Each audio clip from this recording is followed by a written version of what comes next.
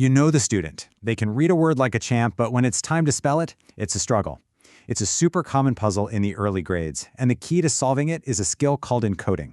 So in this explainer, we are going to break down a complete classroom-ready plan to teach this crucial skill.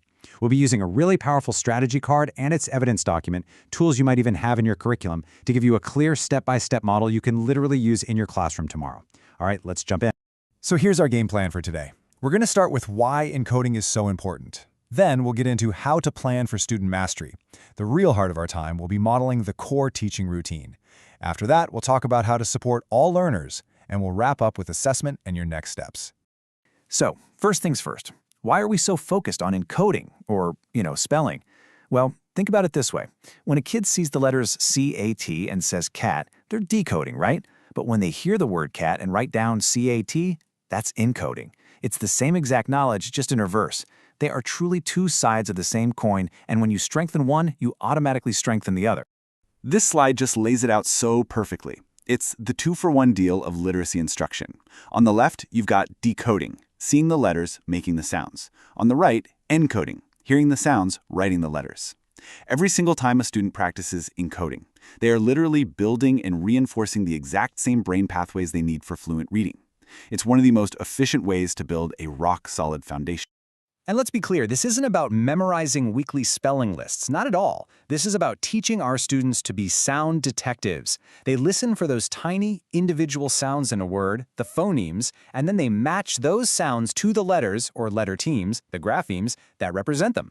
It's this awesome detective game that builds their brains for both reading and writing. Okay, so let's get practical. Let's talk about planning. If we're going to teach this effectively, we need a crystal clear picture of what success looks like. And that's where a tool like an evidence document is your best friend. It's our roadmap, showing us what mastery of this standard actually looks and sounds like in a student's work. We've always got to start by framing the standard for our students. An I can statement like this one takes that formal teacher language and makes the learning target real and achievable for a kid.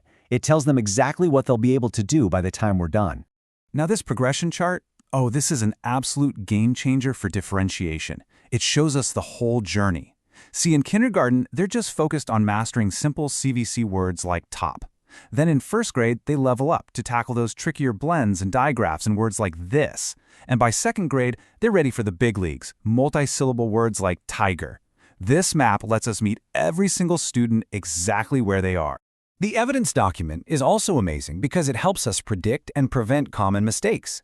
For instance, it gives us a heads up to watch for students writing fog for flag because they're just not hearing that second sound in the blend yet.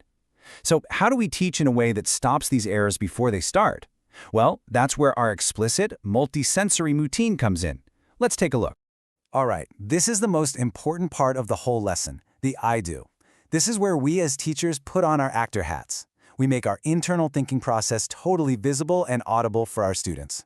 We're not just telling them what to do, we're showing them, step by step, how a skilled speller attacks a brand new word. The routine we're about to walk through comes directly from this strategy card. Now, the beauty of a consistent routine like this one is that it frees up so much of a student's cognitive energy.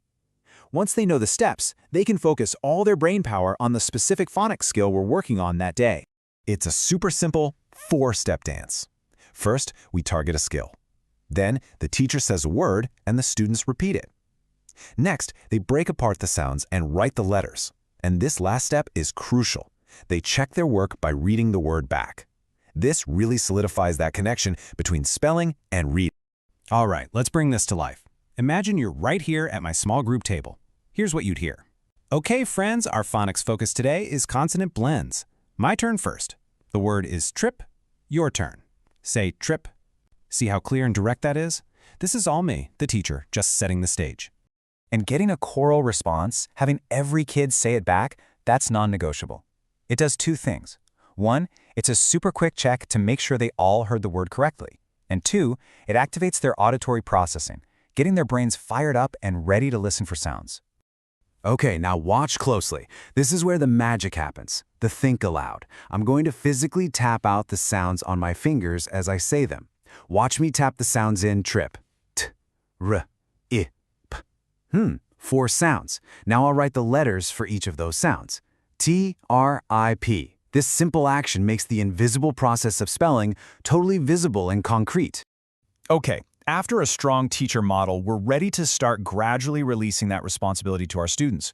We move from I do, where I did all the work, to we do, where we're going to do it together. You'll notice my language shifts right away to signal we're a team now. Let's do one together. The steps are exactly the same, but now the students are my partners. We say the word together, we tap the sounds together. My job here is just to provide enough support to make sure they feel successful and build their confidence. Now, as they're writing on their whiteboards, I'm not just sitting back.